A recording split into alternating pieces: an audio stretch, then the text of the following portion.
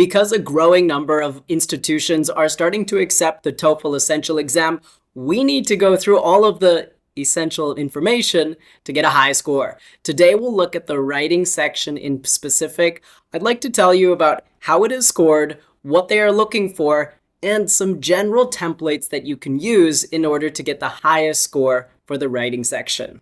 With only 24 to 30 minutes in the writing section, it does go by quickly, but there are many writing tasks that you need to prepare for before getting into it. I'm Scott from HSAT Education. We help hundreds of students pass the TOEFL Essential exam, get high marks so that they can study in university, they can get good jobs, or they can immigrate to Canada or other countries. This is what we do. So I'm here to help you. Let's get started with it. Just like most exams, there are multiple writing parts. This one has 2 writing parts. The first one is sentence building. It's like a fast grammar puzzle, and I'm just going to touch on this very quickly because it's not the hardest part of the writing section. The second section is 2 writing tasks. You're going to have write an email and then either describe a photo or the academic discussion. Now we'll look at all 3 of them because it's random which one you'll get. But we need to know the format for all of them. Keep in mind, you'll always have 2 sections and the email will always be present for section 2. All right, section number 1, building a sentence. You're going to see about 15 different questions like this. Your job is to drag the words or the phrases to complete the sentence. And it's like a mini dialogue or a small conversation. Remember, there might be some questions with extra spaces. So don't let that confuse you. Try to recognize the syntax or recognize the grammar structure. Don't just guess randomly. So for example, if we have one like this, I'm planning a vacation in July. And then we have what. What have you decided to target as your vacation destination? All of them fit. We have 1, 2, 3, 4, 5 empty blanks and 5 words or phrases. Phrases are considered just as long as they are together. In the exam, you'll actually see them separated with commas, so just pay attention to the commas. Those phrases are okay. Let's try another example. The room feels very cold. The heater. Now we have 4 blanks and 5 words or phrases. Immediately, you should be looking for the word that doesn't fit, or at least keep in your mind that one of them won't fit. The heater must be repaired by the landlord. I hope you got that answer correct. Now, it wasn't easy to find this information, but I did learn that you're able to skip and come back to questions. Use this to your advantage.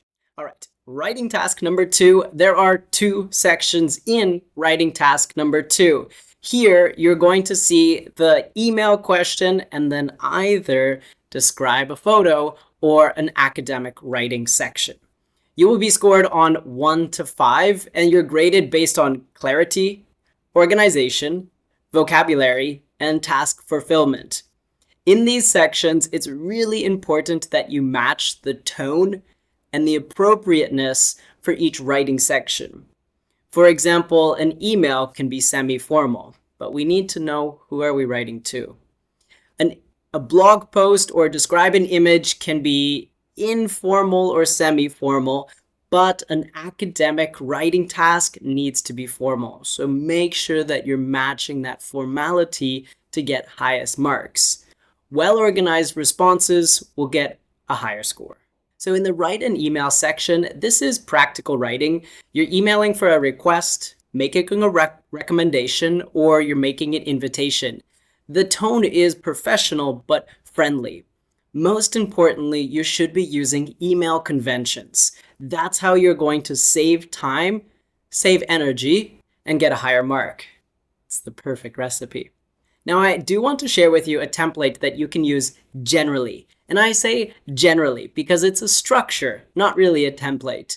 What you need to do is first address the speaker. First, you're going to use a greeting like "Dear Mr." or "To whom it may concern." That is part of the email conventions. Secondly, you'll use an email formality or a polite intro. This is your second sentence. It's a simple sentence. It might sound like, "Thank you for your message," or it is a pleasure to meet with you, or thank you for your interest in blah, blah, blah. Email formality, second sentence, simple. The next 2 to 3 sentences should be compound or complex sentences. This is where you're going to flex your vocabulary and your syntax, your grammar structure.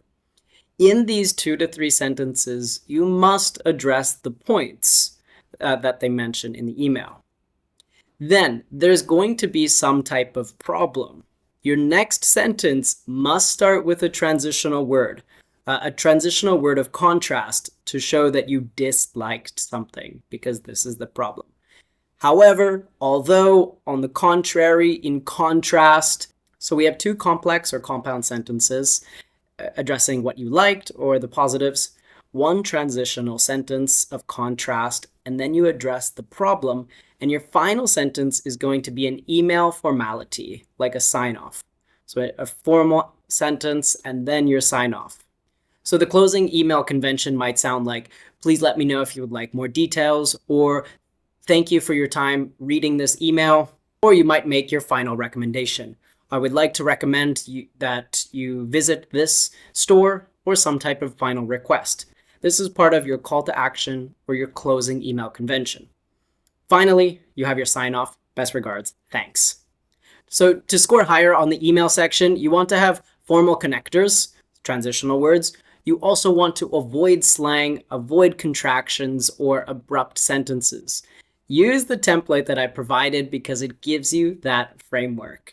Going on to the 2 possible options that you might have on the test, describe a photo or the academic writing. The describe a photo looks like this, and it is going to tell you that it's a social media post. My biggest tip for you is do not treat it like a social media post. This is not Instagram, this is an exam. Don't be fooled. Describe, infer, and narrate the picture. You will be able to write about 100 words, and you have only 7 minutes to do this. You have 7 minutes including your prep time. So I recommend about 100 words. You might be able to write more. In order to get a high score here, you're going to want to use full sentences, not Instagram short sentences, no emojis, of course. Try to use your best descriptive language. Adjectives and adverbs will help to boost your score. You're allowed to make inferences. So based on the picture, you could infer what happened or what might happen. So you might use words like they might be, it is possible that, or following this, we might have. You're probably going to use a lot of prepositions as well because you're describing the image. So prepositions of place like on the table or under the tree or next to the man. For example, I'm the one standing next to the man. And of course, action verbs will also help to boost your score here. Remember, they're looking for good descriptive language. In fact, examiners are looking that you can adequately elaborate with a clear and cohesive sentence. So you're giving them good descriptive sentences. Let's take a look at my example here. I have a photo of a group of people celebrating some type of holiday or event. Now let's go ahead and I will describe it in just 7 minutes. Of course, this is just my snapshot of what I can write in 7 minutes.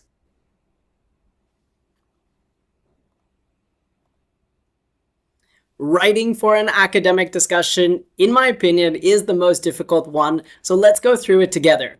This is a formal argumented writing. You're posting on a forum, you're responding to classmates. Showing critical thinking and use of structured reasoning is a must. In fact, part of the criteria is that you can clearly elaborate an argument for a position responding to arguments using information provided in the text. So you need to support your information using examples.